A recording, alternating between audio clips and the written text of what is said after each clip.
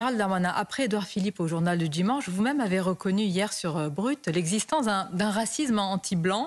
Après le meurtre de Thomas Krepel, cela a agité le débat public. Est-ce que c'est la fin d'un tabou aujourd'hui? Moi, j'ai toujours pensé qu'il y avait du racisme et qui touchait tout le monde. Il touche les Arabes, il touche les Noirs, il touche les Juifs, il touche la communauté asiatique et il touche évidemment les Blancs, bien évidemment. Le racisme, par nature, c'est la peur de l'altérité, c'est le refus de l'altérité et c'est la haine de l'altérité.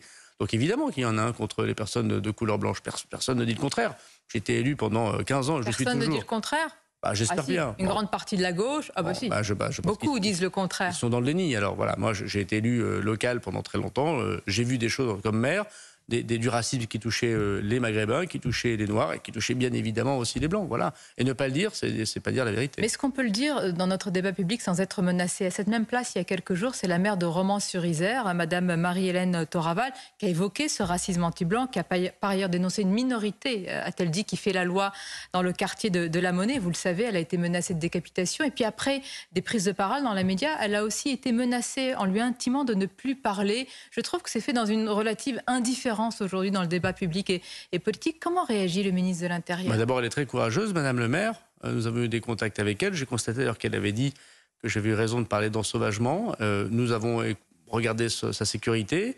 Aujourd'hui, l'évaluation de sécurité montre qu'elle n'a pas à être protégée par des services de police 24 heures sur 24. Mais oui, nous la protégeons au sens où des consignes très strictes ont été données à Monsieur le Préfet pour pouvoir la protéger. C'est une maire très courageuse et elle doit évidemment pouvoir dire ce qu'elle souhaite.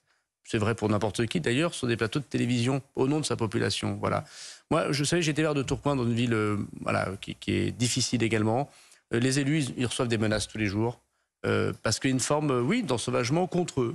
Voilà. Et moi, je veux dire qu'ils soient du Rassemblement national à LFI, les élus de la démocratie, ils ont le droit de dire ce qu'ils souhaitent et la police sera toujours là pour les protéger. Vous assumez le mot ensauvagement quand il y a encore quelques jours, Elisabeth Borne a parlé d'un sentiment de la violence qui augmente. Reconnaissez que là, en même temps, vire au grand écart sur cette diagnostic. Non, mais on n'a pas les mêmes sensibilités. Moi, là, vous n'avez même pas la même vision du monde et des choses, je puis dire. Vous savez, quand on regarde les choses depuis 15 ans, on s'aperçoit qu'il y a à peu près le même nombre de meurtres chaque année, attentats terroristes à part, en France, à 5 ans de près. Ce que je constate en tant que ministre de l'Intérieur, en revanche, c'est la sauvagerie. Les attaques au couteau, comme nous constatons. La sauvagerie que nous constatons de plus en plus forte. Voilà, moi je vois la réelle. Mineurs, très jeunes. Le rajeunissement de la violence, des auteurs comme des victimes, il faut le dire aussi, des auteurs comme des victimes. Et quand à 14-15 ans on donne des coups de couteau à un autre adolescent de 14-15 ans, c'est pas de la faute de la police. Je crois qu'il y a une question de parents, une question de société. Il y a une question d'éducation, il y a peut-être une question aussi d'immigration, d'intégration, une question de réponse pénale. N'est pas à la hauteur parfois. Voilà, de réponse pénale, mais je pense qu'elle a fait beaucoup d'efforts, la justice, elle doit encore beaucoup en faire pour une réponse pénale beaucoup plus forte. Mais moi, ce que je regarde, c'est le réel. Ce qui m'intéresse, c'est pas l'idéologie. En tant que ministre de l'Intérieur, je vois le réel tous les jours. Et oui, il y a des actes de sauvagerie et il faut les dénoncer comme tels.